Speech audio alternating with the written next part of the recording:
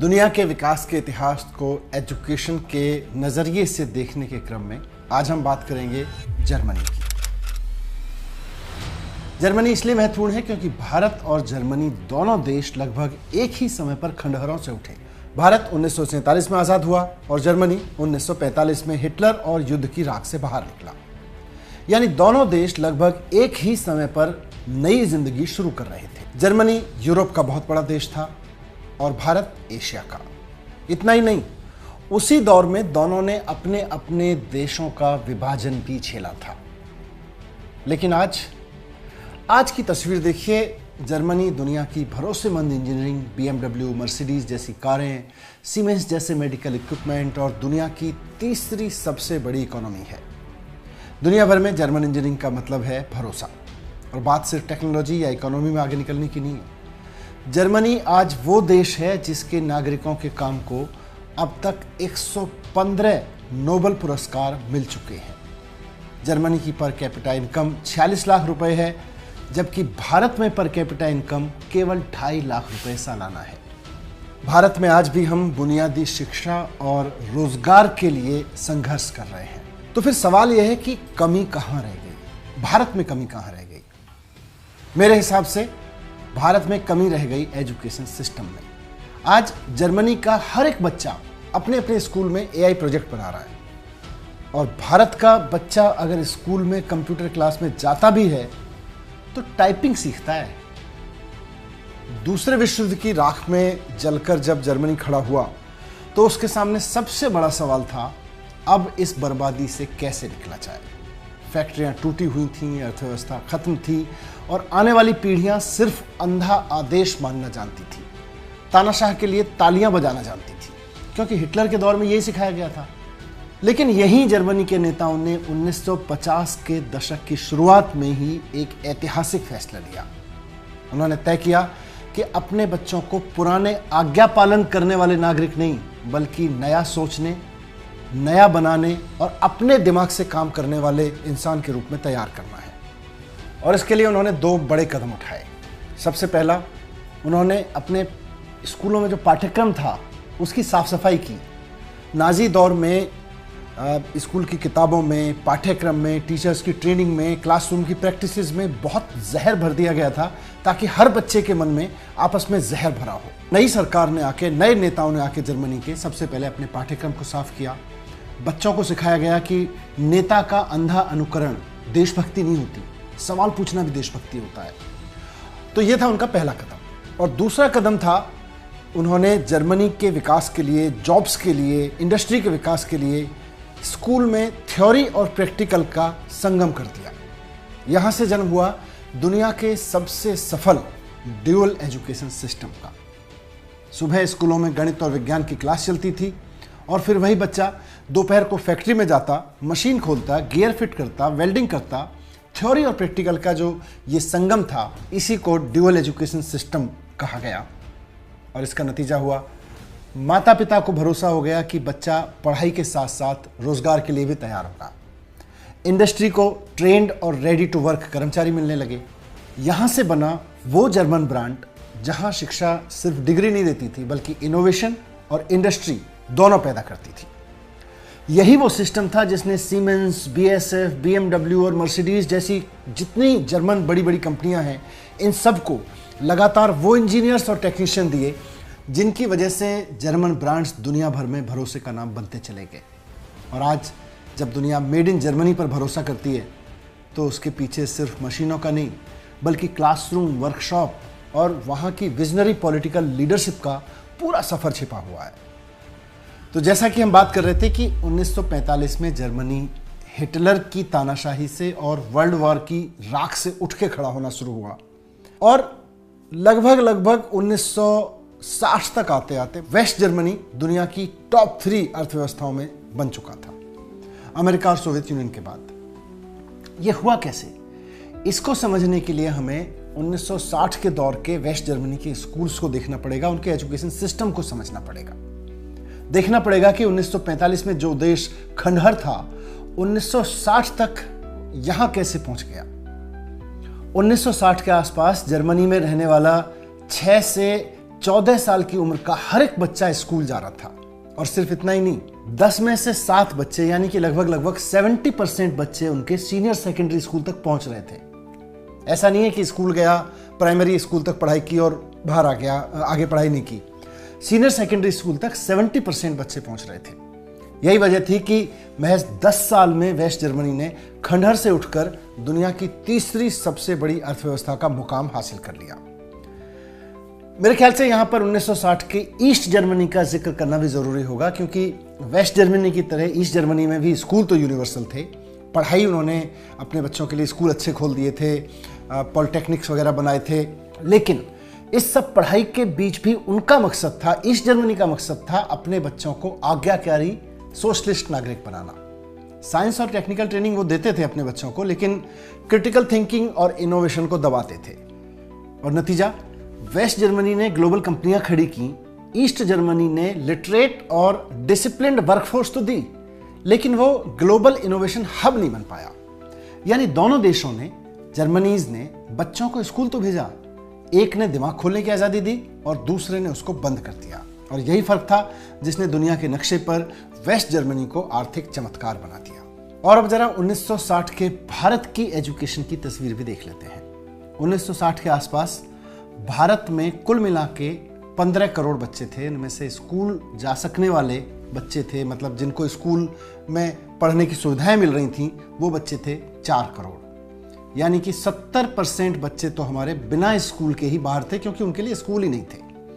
जिन 30% बच्चों को स्कूल था, उनमें से भी ज़्यादातर प्राइमरी की एजुकेशन के बाद एजुकेशन सिस्टम से बाहर हो जाते थे, क्योंकि हाई स्कूल नहीं थे। प्राइमरी थे, हाई स्कूल नहीं थे।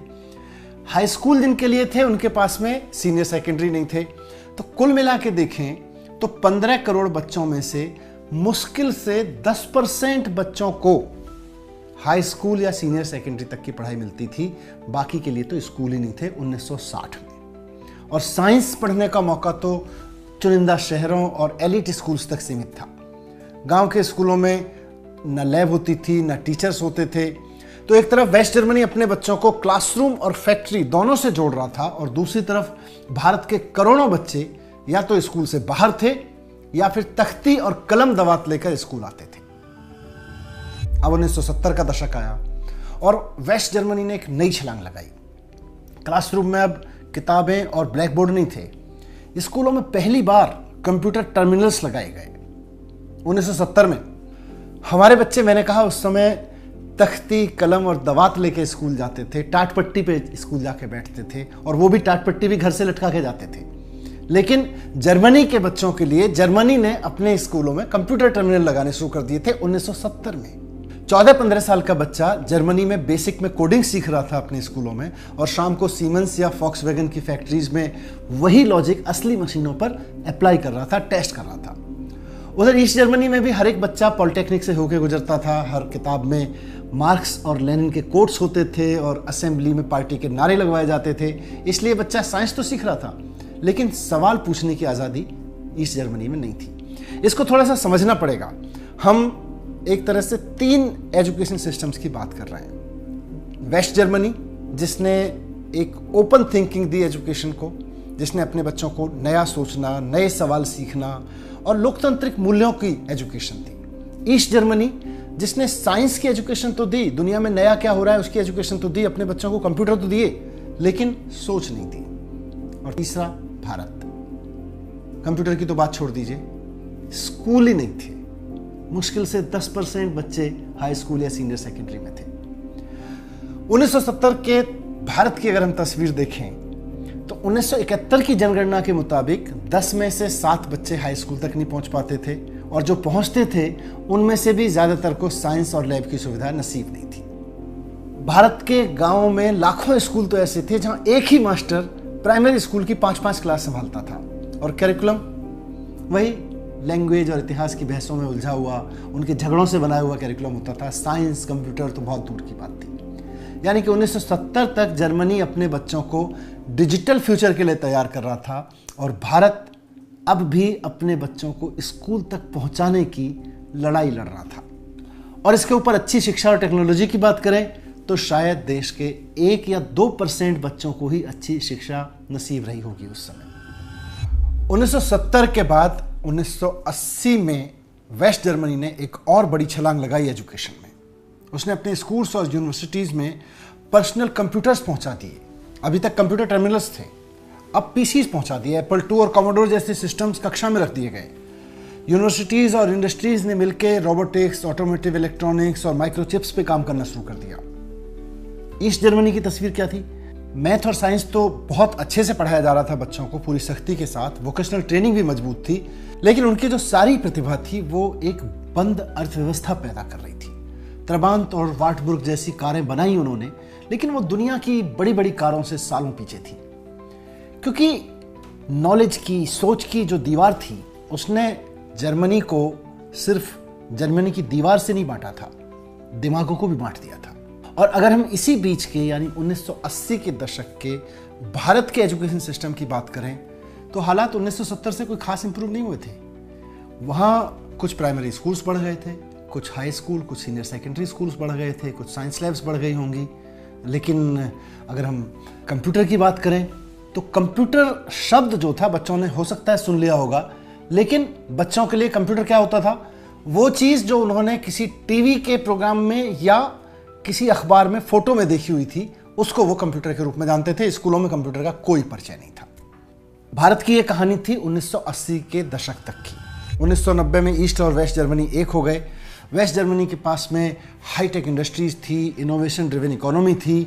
ईस्ट जर्मनी के पास में एक आउटडेटेड फैक्ट्रीज का कमज़ोर सा इंफ्रास्ट्रक्चर था। तो नए जर्मनी में यानी कि यूनाइटेड जर्मनी में एक मेगा एजुकेशन रिफॉर्म चला।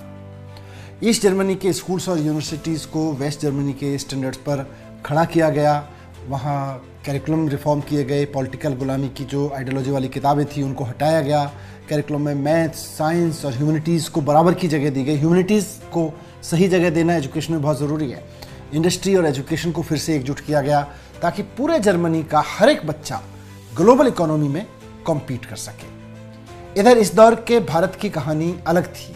1991 में हमने अपनी इकोनॉमी के दरवाजे दुनिया के लिए खोले तो थे। बहुत सारे MNCs हमारे देश में आ गए, सॉफ्टवेयर एक्सपोर्ट होना शुरू हो गया हमारे देश से, IT सेक्टर हमारा चमकने लगा। लेकिन ये IT सेक्टर की चमक कुछ शहरों और चुनिंदा ग्रेजुएट्स तक सीमित रही।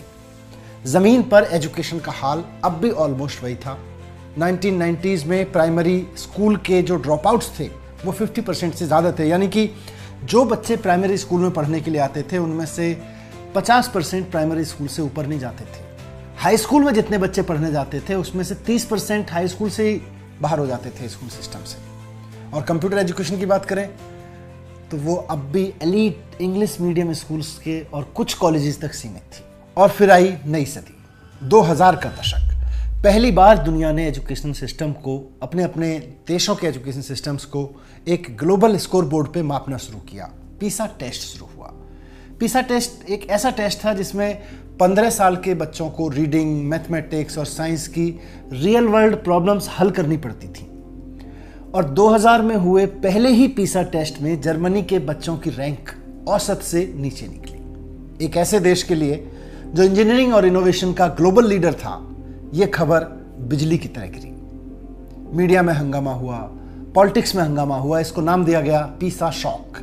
लेकिन यहां एक जबरदस्त चीज सामने आई कि जर्मनी ने इस झटके को अपमान नहीं बल्कि सुधार का टर्निंग पॉइंट बनाया।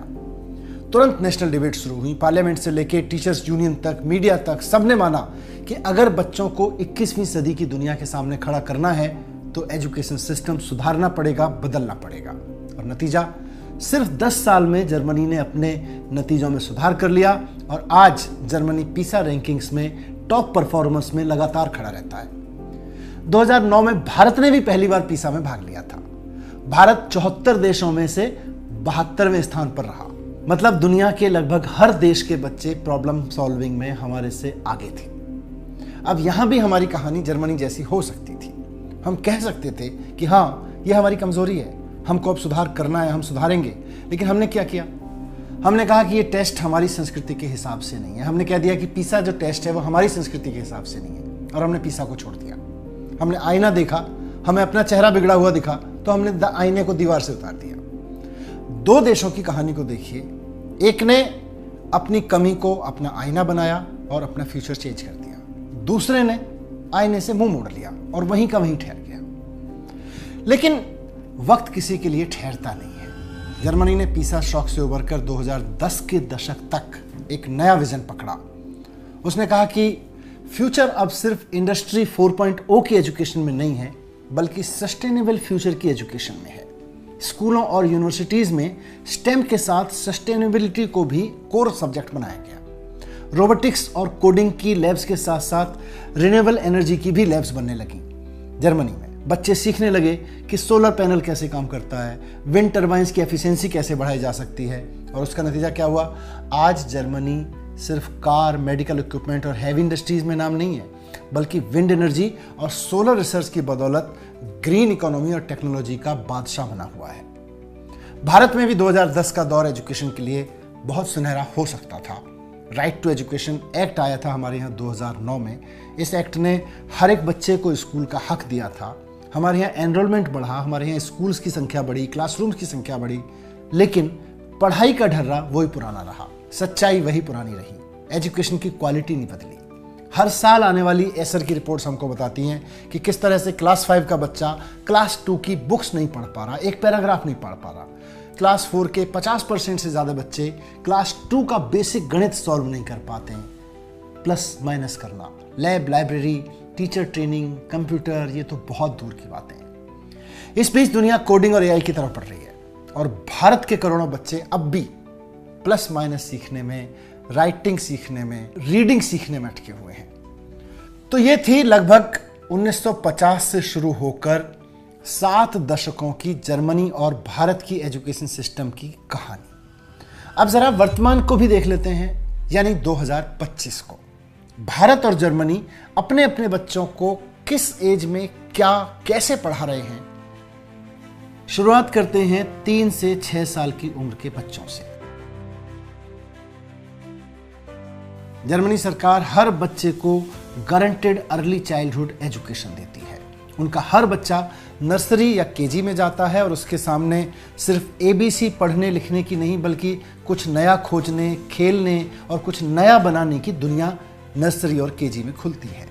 हर एक केजी क्लास में एक ट्रेंड अर्ली चाइल्डहुड एजुकेटर होता है। भारत में तस्वीर उल्टी है। सोच के देखिए कि भारत में 3 से 6 साल के आधे से ज़्यादा बच्चे अपनी पहली पढ़ाई कहाँ शुरू करते हैं? किसी मॉडर्न नर्सरी या केजी में नहीं, बल्कि एक छोटे से आंगनवाड़ी सेंटर में, जहाँ एक्टिविटी किट्स या ट्रेंड टीचर्स तो दूर, एक टूटा हुआ खिलौना भी नहीं होता बच्चों के लिए। 3 से 6 साल की उम्र के लगभग 9 करोड़ बच्चे हैं हमारे देश में, और इनमें से करीब 4 करोड़ बच्चे आंगनवाड़ी सेंटर्स में जाते हैं। आंगनवाड़ी सेंटर्स में होता क्या है? ना कोई एक्टिविटी है, ना कोई टॉय है, ना कोई किट है, बस बच्चा दलिया खा के घर लौट आता है। प्री स्कूल के बाद अब चलते हैं स्कूल में, प्राइमरी क्लासेस में। जर्मनी में बच्चा जब पहली बार प्राइमरी स्कूल में कदम रखता है तो उसकी क्लास सिर्फ ब्लैक बोर्ड और बुक्स तक सीमित नहीं होती। यहाँ हर बच्चे के लिए इंडिविजुअल लर्निंग प्लान बनता है। स्लो लर्नर के लिए एक्स्ट्रा सपोर्ट, फास्ट लर्नर के लिए एडवांस प्रोजेक्ट। साइंस जो है वो किताबों में पढ़ाई नहीं जाती है, एक्सपेरिमेंट्स में पढ़ाई जाती है। क्लास 3 का हर एक बच्चा मैग्नेट से खेल के बिजली बनाना सीखता है। क्लास 4 का बच्चा सोलर कुकर बनाकर खाना पकाता है। आर्ट्स और म्यूजिक को भी वहाँ पे बराबर की अहमियत देते हैं। हर एक बच्चे को कोई ना कोई म्यूजिक इंस्ट्रूमेंट सीखना ज़रूरी है, क्योंकि लीडर्स का मानना है कि क्रिएटिविटी दिमाग की असली चाबी है। और सबसे बड़ा फ़र्क, जर्मनी ने प्राइमरी लेवल पर ही डिजिटल लिटरेसी और एआई अवेयरनेस को जोड़ दिया है। तीसरी और चौथी क्लास से कोडिंग की बेसिक समझ देते हैं। हर बच्चे को, अपने 5वीं क्लास तक के हर बच्चे को समझा दिया जाता है कि एल्गोरिदम क्या होता है, रोबोट कैसे इंस्ट्रक्शंस फॉलो करते हैं। यानी जर्मनी का हर एक बच्चा क्लास 5 तक आते आते सिर्फ पढ़ना लिखना नहीं, बल्कि सोचना, सवाल करना और डिजिटल दुनिया की बेसिक समझ लेके आगे की क्लास में जाता है, 6ठी क्लास तक। और अब ज़रा अपने देश की तस्वीर देखिए। क्लास 5 का 50% बच्चा जब क्लास 6 में जाता है तो उसको क्लास 2 का टेक्स्ट पढ़ना ठीक से नहीं आता। 44% बच्चे बेसिक डिवीजन कर पाते हैं, यानी कि 56% बच्चे ऐसे होते हैं जिनको दूसरी तीसरी क्लास का जोड़ घटा भी नहीं आता है। साइंस की किताब में एक्सपेरिमेंट्स छपे होते हैं हमारी में, लेकिन लाखों स्कूलों में ना तो साइंस की किट्स हैं ना लैब हैं। सीबीएसई ने 2021 से ऑप्शनल एआई करिकुलम लॉन्च तो किया है, लेकिन वो भी सिर्फ कुछ प्राइवेट स्कूल्स तक सीमित है। गांव के बच्चे के पास ना तो कंप्यूटर है, कंप्यूटर कीबोर्ड की पहुंच नहीं है। भारत का बच्चा क्लास 5 तक पहुंचते पहुंचते एबीसी और बेसिक के गणित में उलझा रहता है। प्राइमरी स्कूल से निकलकर अब चलते हैं दोनों देशों के हाई स्कूल और सीनियर सेकेंडरी स्कूल में। जर्मनी में यहां से बच्चे की जिंदगी में आ जाता है dual education system. Education system उससे पूछता है कि भाई तुम्हारी ताकत किस में है। 15-16 साल का जो बच्चा होता है वो हफ्ते में 3 दिन मशीन के साथ काम करता है और बाकी 3 दिन क्लासरूम में नॉर्मल अपनी बुक्स की पढ़ाई करता है। यानी क्लास 10 के बाद हर बच्चा इंडस्ट्री का हिस्सा बन चुका होता है। और इंडिया में क्लास 10 तक आते आते हर एक बच्चा लगभग एग्जाम मशीन बना दिया जाता है। Innovation, industry, exposure, real world project की तो बात बहुत दूर का सपना लगती है। और 12वीं क्लास का हर एक बच्चा कोचिंग क्लास की लाइन में खड़ा होता है, एनसीईआरटी की गाइड बुक्स रट के मार्क्स के लिए संघर्ष कर रहा होता है।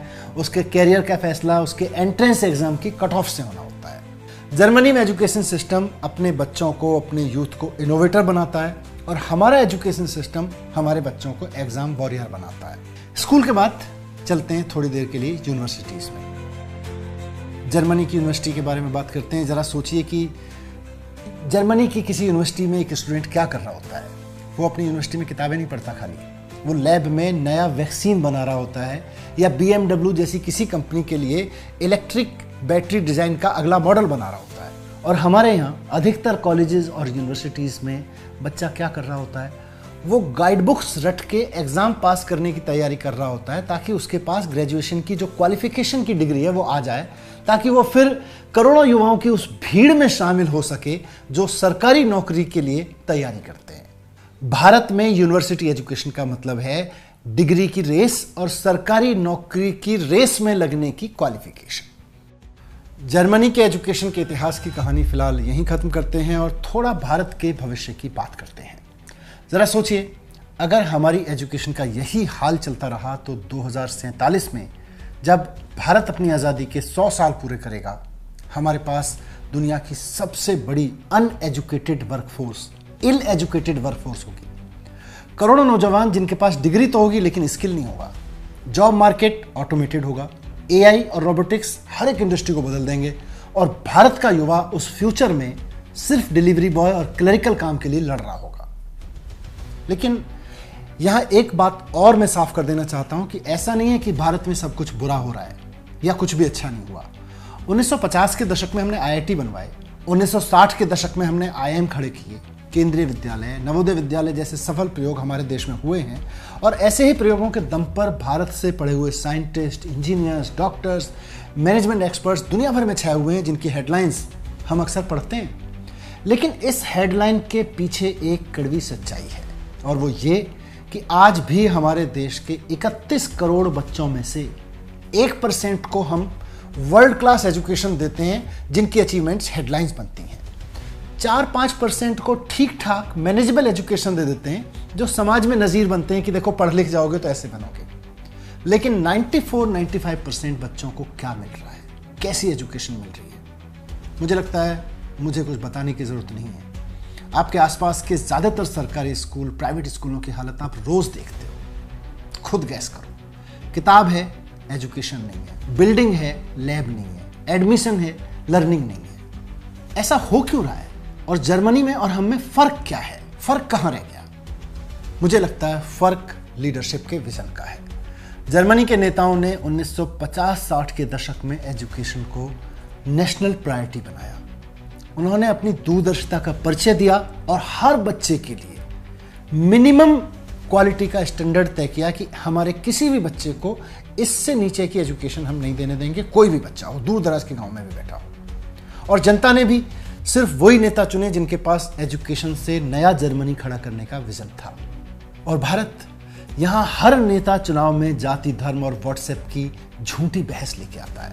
और हम वो माँ बाप हैं जो अपने बच्चों की फीस भरने के लिए खून पसीना बहाते हैं, लेकिन वोट देते समय उसी मेहनत और उसी सपने को भूल जाते हैं।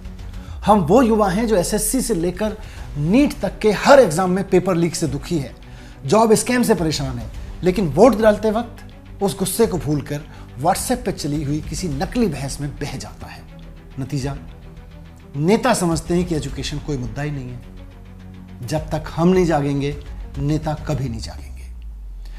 अगर आप सचमुच अपने बच्चों का भविष्य बदलना चाहते हैं, अगर आप सचमुच चाहते हैं कि भारत का भविष्य एजुकेशन की बुनियाद पर खड़ा हो, तो अगली बार वोट डालते वक्त पूछिए, हर नेता से पूछिए कि आपकी शिक्षा नीति क्या है।